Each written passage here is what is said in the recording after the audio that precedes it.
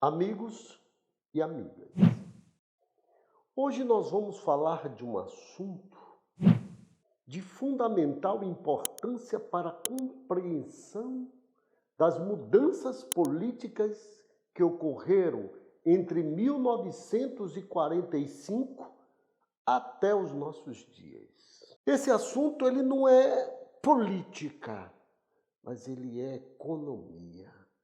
E eu já disse a vocês que a economia influencia sobremaneira a política. E vamos a esse assunto tão preponderante para o entendimento da política global e o entendimento da política nacional e o entendimento da economia. O ano era 1945. 1945, o mundo estava saindo da Segunda Guerra Mundial. O epicentro da guerra acontece na Europa, como sempre, como fora com a Primeira Guerra Mundial. Ao final da Segunda Guerra Mundial, o mundo chama uma reunião para discutir a nova ordem econômica mundial.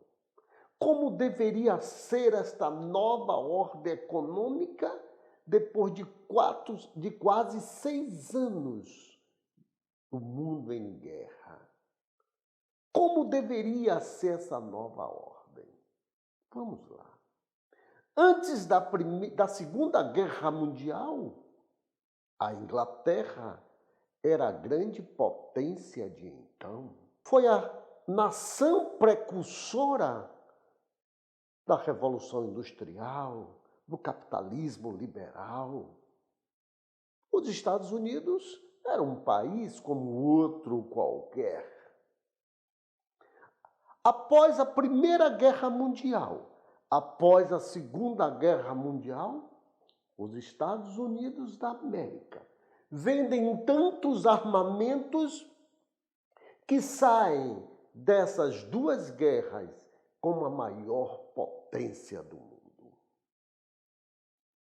desbancando a Inglaterra. E esses dois países chamam esta reunião para discutir a nova ordem econômica mundial. De um lado, Estados Unidos e Inglaterra norteavam os debates. Mas o debate era para além disto, porque existia também o mundo capitalista e o mundo socialista.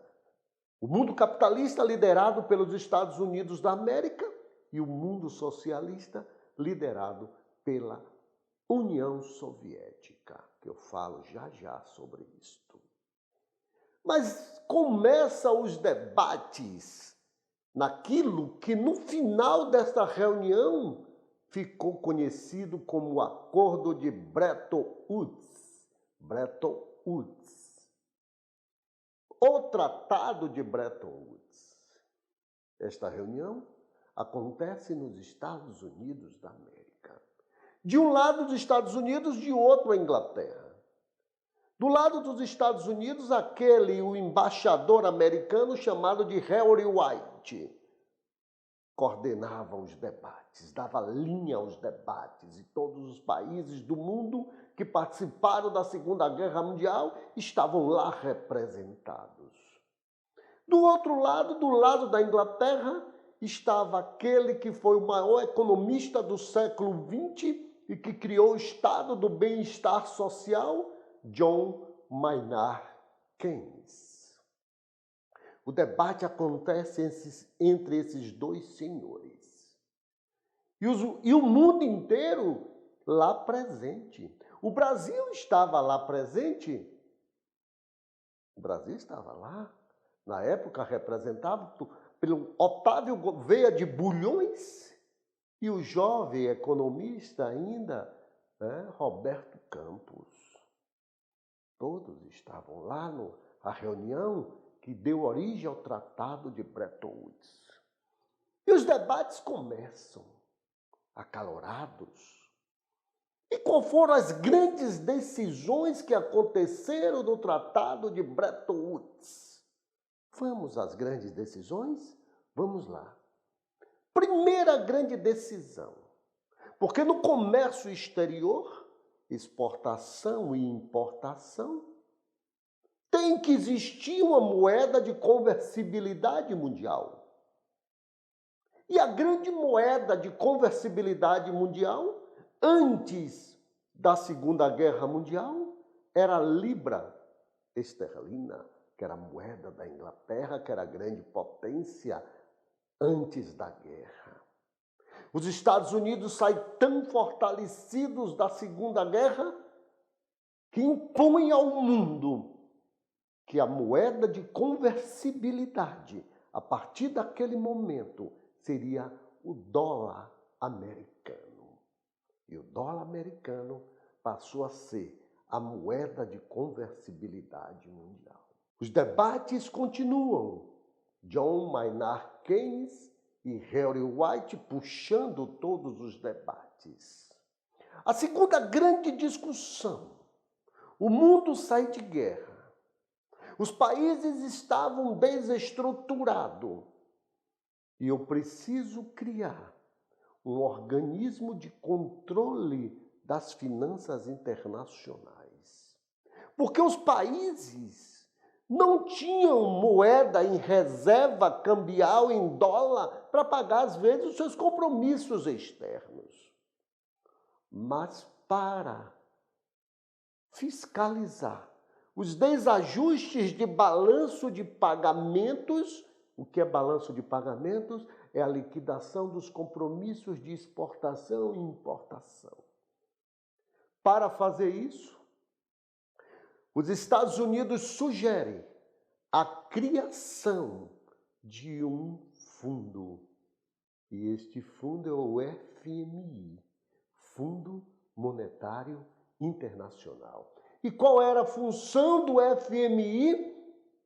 Socorrer os países com problemas de balanço de pagamentos. Mas para isso, o FMI chegava no país, fazia carta de intenções, o país fazia carta de intenções para o FMI, e o FMI delineava, junto com os governantes do país, a política macroeconômica, a política cambial, a política monetária, para prestar esse socorro.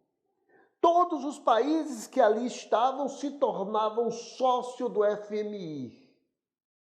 Todos se tornaram sócios do FMI. O Brasil se tornou sócio do FMI. Para você se tornar sócio do FMI, você comprava uma cota. E essa cota, uma parte era dada em ouro e outra parte em moeda do país de origem. Na cesta de moeda do Fundo Monetário Internacional não existe apenas dólar, existe moeda de todos os países. Então é uma cesta de moeda. Todos os países do mundo podem recorrer ao FMI. O Brasil já recorreu várias vezes. Na década de 70, década de 80, o FMI praticamente já morava no Brasil de tantas crises cambiais consecutivas. A última vez que o FMI esteve no Brasil para controlar uma crise cambial é em 1999, quando o dólar bateu a casa de R$4. Então, meus amigos e minhas amigas, está criado o FMI. A primeira vez que um país recorre ao FMI, ele pode sacar em moeda aquilo que ele fez o investimento, aquilo que ele se tornou sócio, a sua cota. Na segunda vez, ele tem que escrever uma carta de intenções. Na terceira vez, o FMI vem para dentro do país. Entendido qual é a cronologia da intervenção do FMI? E o FMI andou demais pelo Brasil. Tinha uma chilena que era diretora do Fundo Monetário Internacional na década de 70 e 80, chamada Ana Maria Ju. Ela praticamente já morava no Brasil, porque o Brasil todo dia recorria ao FMI. Todos os países têm direito a um saque no FMI. E esse valor que ele tem de saque é chamado de DES. DES. O que é DES? Direito Especial de Saque. Todos os países podem efetuar esse saque, ok? Inclusive o Brasil, que já fez muitos. Vamos lá. Os Estados Unidos da América só tinham, na época da fundação, apenas 15% do FMI. Apenas 15%. Mas ele sai tão fortalecido da Segunda Guerra Mundial que ele impõe em Bretton Woods o poder de veto. Sabe o que quer dizer isso? Se um país qualquer resolve tomar empréstimo no FMI, e se os Estados Unidos não têm relações comerciais ou diplomáticas com esse país, ele pode vetar, como já vetou empréstimos para a Argentina em outros momentos. Vários países do mundo, os Estados Unidos já vetaram empréstimos. Está vendo? Olha a hegemonia que os Estados Unidos começam a exercer no mundo. Antes da Segunda Guerra Mundial, o Brasil era um Brasil francês. O Brasil falava francês, estudava-se francês nas escolas. Com o domínio americano, muda a cor da bandeira e a gente passa a estudar o inglês. Os Estados Unidos dominam o mundo com sua indústria de entretenimento. Walt Disney, Hollywood. Eu começo a dominar os países pela cultura. Mas Bretton Woods continua seu processo de discussão. E em Bretton Woods, nós sabemos que o epicentro da guerra aconteceu na Europa, já falei isso aqui, e a Europa precisava ser reconstruída. E é fundado um banco, que é chamado de BIRD. O que é o BIRD? É o Banco Internacional da Reconstrução e Desenvolvimento. E esse banco tinha como objetivo reconstruir a Europa. Mas os Estados Unidos olharam para um lado, olharam para o outro e disse não. O dinheiro do BIRD não é só meu, é de todos os países do mundo. Eu quero mandar no mundo. E para mandar no mundo, os Estados Unidos da América faz o Plano Marshall. E esse Plano Marshall tem como objetivo reconstruir a Europa. E os Estados Unidos, com seus recursos próprios, reconstrói a Europa. Estabelece uma aliança militar com os países da Europa para combater a União Soviética.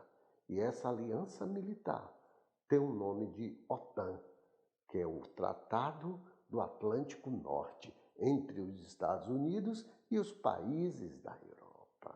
Os Estados Unidos reconstrói a Europa com um Plano Marshall. E aí ele exige fidelidade diplomática, fidelidade nas questões da América, dos americanos. E assim foi feito. Erivaldo, se eu não usei o dinheiro do BIRD, para onde foi o dinheiro do BIRD? O dinheiro do BIRD, os Estados Unidos, de forma estratégica, ele manda para o terceiro mundo. O grande medo dos americanos era a exportação de revoluções comunistas, como ocorrera em 17, no leste europeu, que eu pego todos os países do leste europeu, o Exército Vermelho pega todos os países do leste europeu e transforma em comunista. Mas Joseph Stalin quer propagar o comunismo e começa a financiar revoluções em África, nas Américas do Norte, América Central, América do Sul, começa a financiar revoluções comunistas.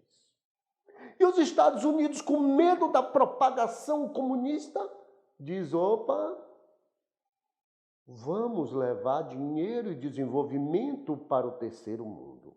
E o dinheiro do BIRD vem todo para o terceiro mundo. Porque um país só cresce com recursos próprios ou com endividamento. O Brasil é uma república de bananas.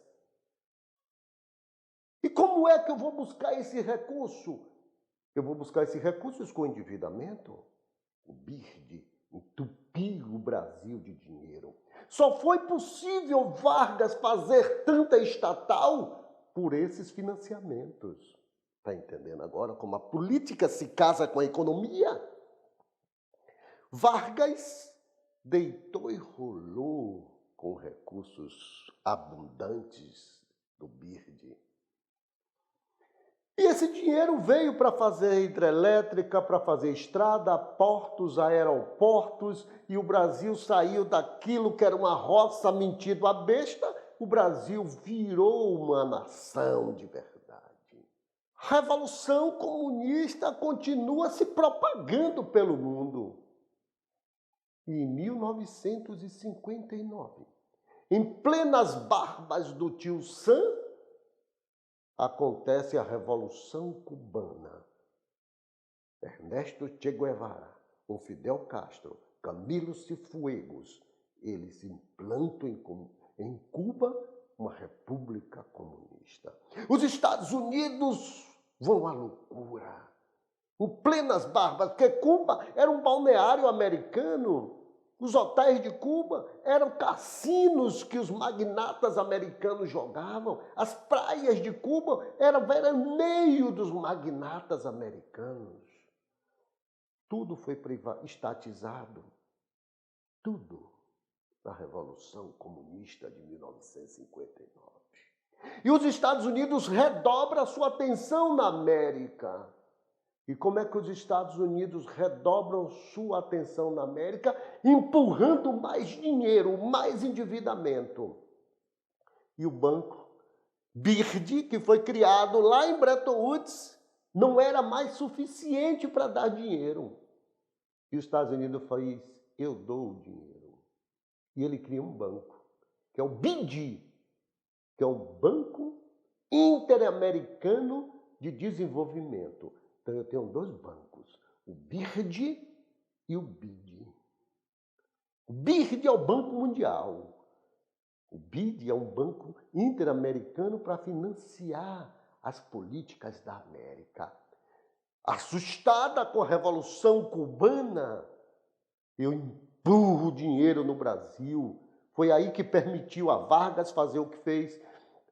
Café Filho, depois de 1945, eleito em 46, fazer o que fez. É isso que faz com que Juscelino Kubitschek também fizesse um governo progressista. Foi assim em 1952, quando Vargas volta ao poder pelo voto direto, também faz com recursos em abundância. O Brasil virou um canteiro de obra. Olha o que é que acontece. Em 1961, assume a presidência da República no Brasil, Jânio Quadros. Jânio Quadros começa a não ler na cartilha dos americanos. Os americanos ficam desconfiados da postura de Jânio. Jânio, em seus momentos de loucura, aos olhos dos americanos, ele condecora Ernesto Che Guevara com a medalha do Cruzeiro do Sul, a maior condecoração que o Brasil dava a grandes celebridades internacionais da política. Che Guevara era o ministro das Comunicações de Cuba em 1961. E os Estados Unidos começam a desconfiar pelo flerte do vice-presidente da República com o mundo comunista, com as reformas de base. Bom, O resto da história nós já sabemos. Nós sabemos que Jânio Quadros renuncia. Nós passamos por um parlamentarismo de 8 meses, com Tancredo Neves, e assume a presidência da República de vez João Goulart. E João Goulart começa a fazer as reformas de base. Os americanos desconfiados, flertando com a esquerda global. Em 60 não usava ainda o termo global, mas com o mundo da esquerda. Quando Jânio Quadros renuncia, João Goulart estava em viagem oficial pela China comunista de Mao Tse-tung. Olha o susto que os brasileiros tomaram, que os americanos tomaram, brasileiros não. O brasileiro estava adorando o governo de João Goulart. E os Estados Unidos começam a se preocupar. Como os Estados Unidos começam a se preocupar? Com o avanço da esquerda na América, sobretudo no Brasil. 1964 era o final do governo de João Goulart. 1965 teria eleições diretas e certamente Juscelino Kubitschek de Oliveira ganharia as eleições. Os Estados Unidos tremem nas bases. E os Estados Unidos promovem golpes de Estado em toda a América Latina. Foi assim no Brasil. Na madrugada de 31 de março para 1º de abril de 1964, o Brasil acorda sob uma ditadura. Sobre uma noite, uma madrugada, que duraram 25 anos. 25 anos durou essa madrugada. Os Estados Unidos da América, costa brasileira, diz os historiadores da época, estava toda cercada pela marinha americana. Não é como agora que tem uns tanques aí que só sai fumaça, não é?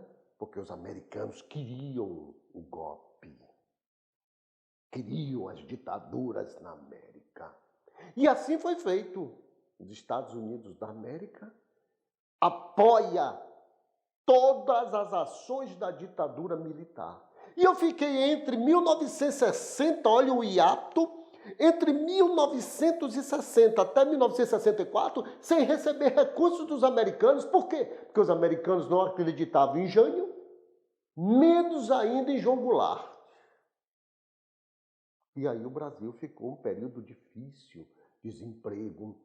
E aí que a velha classe média começa a virar as costas para o governo de Jango, e o governo de Jango é golpeado sem dó e sem piedade. A história é muito importante, porque teve uma tal de uma passeata chamada de Deus, Pátria e Família, a suposta classe média, família tradicional brasileira. Essa mesma família tradicional brasileira é que fez a escravidão no Brasil, é que promoveu a escravidão. E aqueles mais pobres, que não são cidadãos, vão na maré.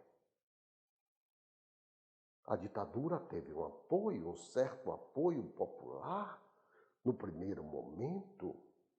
Depois eles viram a bobagem que eles fizeram, os meios de comunicação, políticos tradicionais.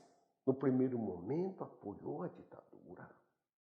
Aqui na Bahia, por exemplo, vários ministros eram da Bahia. O chefe da Casa Civil do governo de Humberto de Alencar Castelo Branco, por exemplo, era Luiz Viana Filho. Os Estados Unidos bancavam tudo. Bancava todos os gastos do Brasil. Claro, bancava não é fundo perdido, não, era empréstimos. Que depois a gente vai ver as consequências desse empréstimo. Vamos lá. E o Brasil continua sua marcha na ditadura militar. Os Estados Unidos promovem mais ditadura no Paraguai, no Chile, na Argentina, no Uruguai. A América do Sul virou um paraíso das ditaduras financiado pelo governo americano. Os Estados Unidos, mesmo envolvido na Guerra do Vietnã, tinha dinheiro de sobra para financiar as ditaduras. 1967, acontece a guerra no Oriente, a Guerra dos 3 Dias entre Egito e Israel. E nessa Guerra dos 3 Dias, o mundo árabe também entra na guerra contra o Egito e o preço do barril de petróleo sai de $12 o barril para $36. A crise passa a ser mundial. O dólar americano começa a baixar de preço.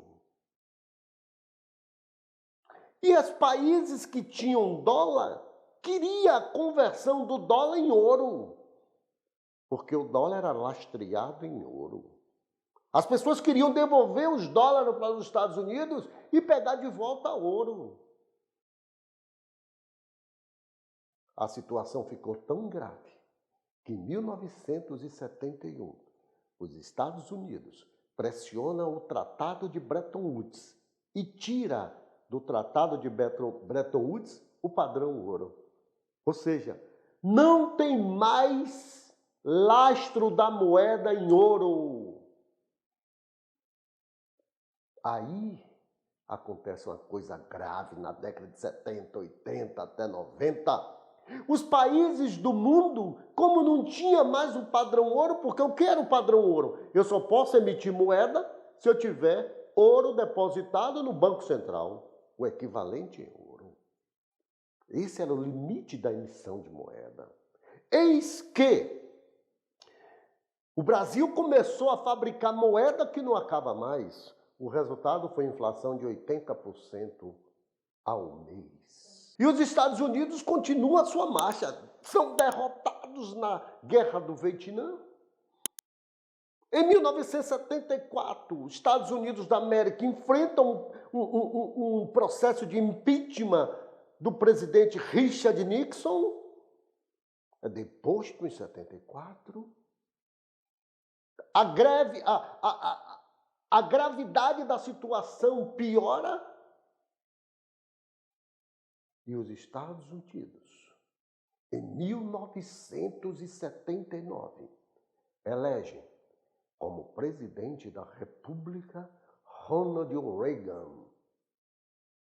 O Brasil elege como presidente da República João Batista de Oliveira Figueiredo, aquele que viria a ser o último dos ditadores. Está vendo? Só que os Estados Unidos elegem Ronald Reagan do Partido Republicano para fazer a reforma do Estado americano.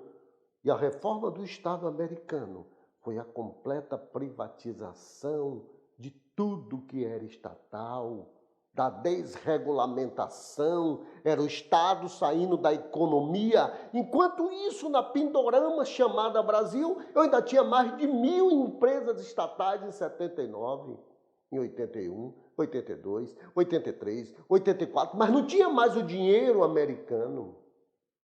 E o que é que os americanos podiam fazer? Mais nada. Porque eles também não tinham mais dinheiro. E o que é que acontece com o Brasil, Erivaldo? O que é que acontece com o Brasil? Que em 1982 a situação fica tão grave que o Brasil decreta a sua primeira moratória. O que é moratória? É o não pagamento dos compromissos externos, ou seja, calote. O Brasil deu calote na dívida externa, nos balanços de pagamentos. A situação continua se agravando. A ditadura militar começa a minar pela questão econômica e política. Os ratos começam a sair do navio. E todos vão para as oposições, que nós já falamos aqui sobre a redemocratização do Brasil. Agora, para vocês entenderem a questão econômica desse momento. Em 1985 vem a nova República, Sarney, já falamos também sobre isso. Em 1988, um ano emblemático para o Brasil, porque o Brasil promulga a sua Constituição, varrendo o lixo autoritário de 24 anos de ditadura. 25, porque é quando vai acontecer a eleição direta, que é 1989. Pronto. Em 88, nesse mesmo ano emblemático, o Brasil decreta a segunda moratória. Você está vendo? Decreta a segunda moratória. Enquanto isso, o mundo inteiro estava inaugurando um novo tipo de Estado, que era o Estado neoliberal. O neoliberalismo, o novo liberalismo. E o que é que pressupõe o neoliberalismo? Que as empresas estatais todas tinham que ser privatizadas. E assim foi. Collor de Mello tentou privatizar algumas coisas no Brasil, mas não tinha força suficiente no Congresso Nacional. Ele só conseguiu privatizar algumas pouquíssimas coisas. O Instituto Brasileiro do Café, a Embrafilme, não conseguiu porque não tinha força no Congresso. Era preciso ter força. Vamos lá. Olhe como essa história da economia casada com a política ela é interessante. Collor é deposto, também já falamos. Assume Itamar Franco. Vem o governo de Fernando Henrique Cardoso. Aquele que era o príncipe da esquerda nas décadas de 70, mira o seu olhar para o neoliberalismo. Fernando Henrique Cardoso, que escrevia para o CEPAL, né? Fazia textos maravilhosos, livros maravilhosos sobre o capitalismo. Fernando Henrique Cardoso se joga sem culpa nos braços do neoliberalismo e começa todo o seu processo de privatização. Fernando Henrique Cardoso privatiza quase tudo no Brasil, não restando quase nada. Está implantado no Brasil, nesse exato momento, o neoliberalismo. O neoliberalismo que no início da década de 90, os Estados Unidos fazem uma reunião e tira políticas dessa reunião. E quais são as políticas que os Estados Unidos traçam? Privatizações de todas as empresas estatais no mundo. Isso é conhecido como Consenso de Washington. E nesse Consenso de Washington, eu imponho ao mundo a privatização de todas as empresas estatais. No Brasil só restou Petrobras, Vale do Rio Doce, Petrobras, Banco do Brasil, Caixa Econômica, Banco do Nordeste, meia dúzia de empresas estatais. Correios, que agora está sendo privatizado. Então, eu implanto o Consenso de Washington. Você está vendo como é que os Estados Unidos dominaram o mundo? E com o Plano Real de FHC, que eu já falei também do Plano Real lá no vídeo anterior sobre a redemocratização do Brasil, eu acabei com a inflação. O neoliberalismo deu sua caminhada com a força absurda que Fernando Henrique Cardoso tinha, não a força militar, policial, não. A força da negociação, a força do Congresso Nacional. Fernando Henrique Cardoso elege como presidente do Senado Antônio Carlos Magalhães e como presidente da Câmara o seu filho Luiz Eduardo Magalhães aprova tudo que ele quis no Congresso. Sem confusão, sem briga, sem ira, sem nada. Você está vendo? Como é que eu mudo a fisionomia de um país? Pela economia. E eu mudei a partir do Tratado de Bretton Woods até o Consenso de Washington, passando pelo neoliberalismo. E qual é o futuro do Brasil pós-pandemia? Futuro do Brasil pós-pandemia que nos apresenta um Estado gigantesco? Enquanto isso, o Brasil fica discutindo o voto impresso.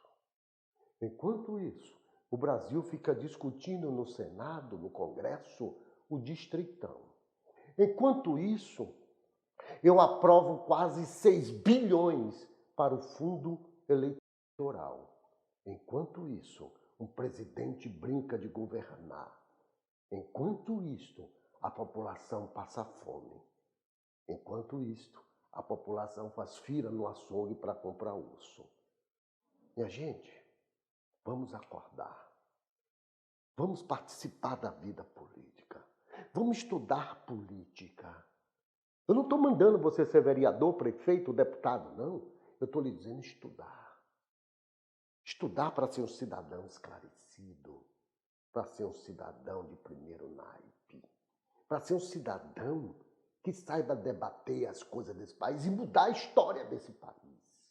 Enquanto isso não acontecer, o Brasil vai continuar com líderes dignos da República de banana da década de 50.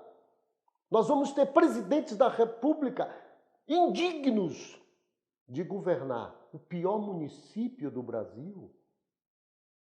É isso que nós podemos e devemos mudar. Nós queremos o debate político. Você já pensou o que você quer para o seu Brasil a partir de 2022? O que é que você vai exigir do seu presidente da República, do seu candidato? Que ele tome uma facada e fique dentro de casa deitado? Eu quero debate político. Eu quero debate do meu país. Eu quero debate do que eu quero fazer pela educação, pela cultura, pelo comércio exterior, pela agricultura, pelo desenvolvimento econômico, pela pesca. É esse país que eu quero. E esse país que eu quero, ele tem que se dar na eleição. E o político, ele tem que parar essa mania de não querer o debate. O debate é quem nos engrandece. Nos Estados Unidos da América e em outros países desenvolvidos, o debate é em torno do meu programa de governo. Então eu conclamo a todos os cidadãos e cidadãs brasileiros que leiam o programa de governo do seu candidato no próximo ano. Se não tiver aquilo que você sonha, desconfie desse candidato e largue ele de mão. Por hoje, eu vou ficando por aqui. Até a próxima e fique com Deus.